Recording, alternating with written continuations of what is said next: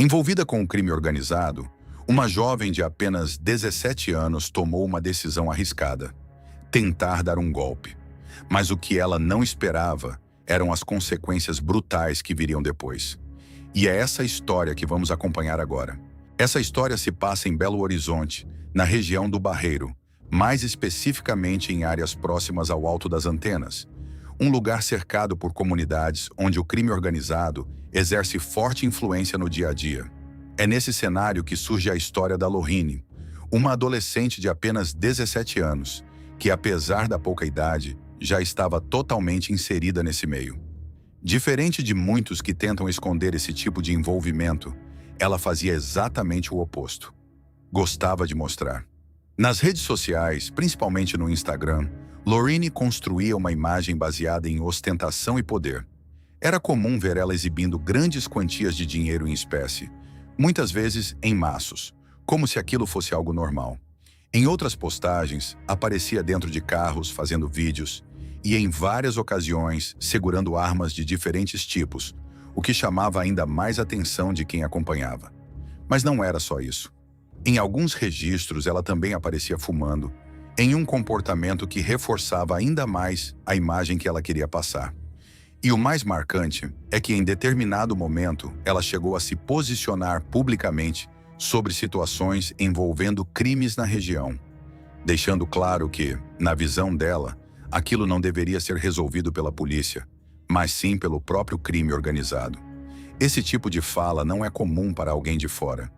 Mostra que ela já se enxergava como parte daquele sistema, alguém inserido e alinhado com aquela realidade. Só que dentro desse mundo, existe uma regra que é levada muito a sério. Nada pode sumir, nada pode faltar, e ninguém pode tentar enganar quem está acima. E foi exatamente isso que aconteceu.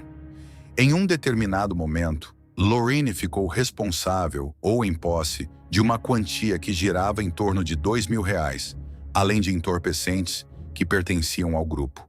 Só que, de alguma forma, esse dinheiro e essas drogas desapareceram. Não se sabe ao certo o que ela fez com isso. Se perdeu, se gastou ou se tentou esconder. Mas dentro daquele contexto, não importa muito o motivo. O que importa é que sumiu. E quando isso acontece, a cobrança vem pesada. Mesmo assim, ainda deram uma chance para ela. Um prazo foi estabelecido para que ela resolvesse a situação, recuperasse o prejuízo e devolvesse o que havia desaparecido. Só que ao invés de resolver, ela tomou uma decisão que mudaria completamente o rumo da história. Para tentar escapar da cobrança e da possível punição, Lohine inventou uma acusação extremamente grave. Ela disse que teria sido vítima de abuso por um homem da própria comunidade.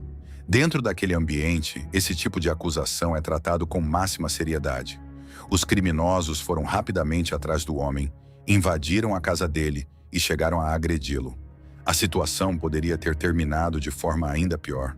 Mas pouco tempo depois, descobriram que tudo não passava de uma invenção. Quando a verdade veio à tona, a situação de Lohine ficou ainda mais grave do que antes. Agora não era apenas sobre o dinheiro e a droga que haviam sumido.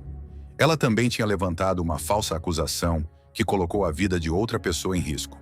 Dentro das regras impostas por esse tipo de organização, isso é considerado algo imperdoável.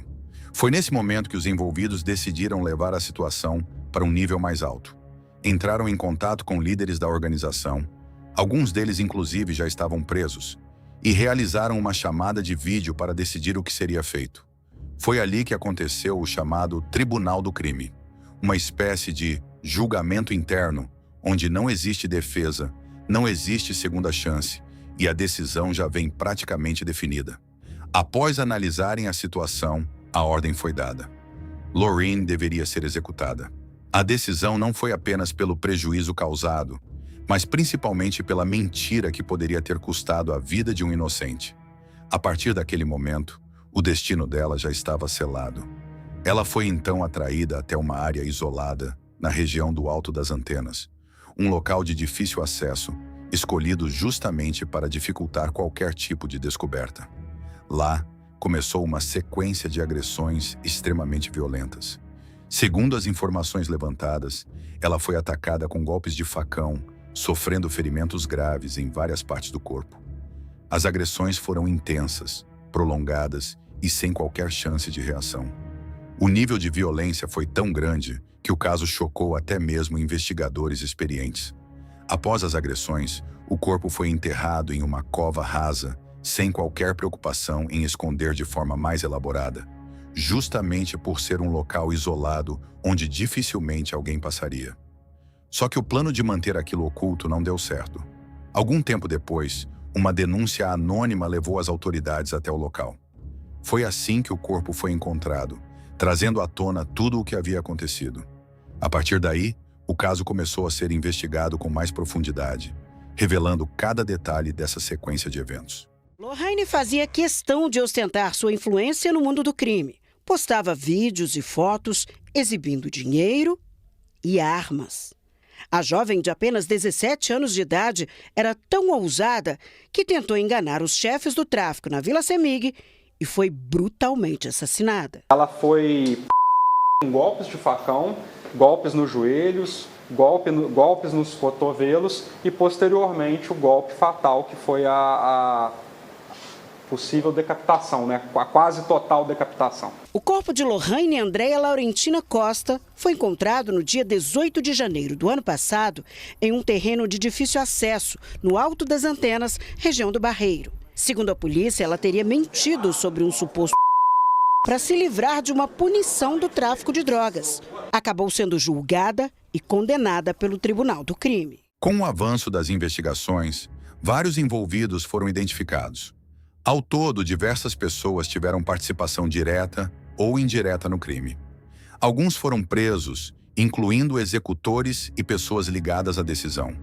Outros já estavam detidos e, mesmo assim, tiveram participação ao autorizar a execução. Também houve identificação de menores envolvidos, o que tornou o caso ainda mais complexo. A polícia conseguiu montar boa parte da dinâmica do crime, confirmando que tudo foi resultado de uma sequência de decisões que foram escalando até chegar nesse desfecho.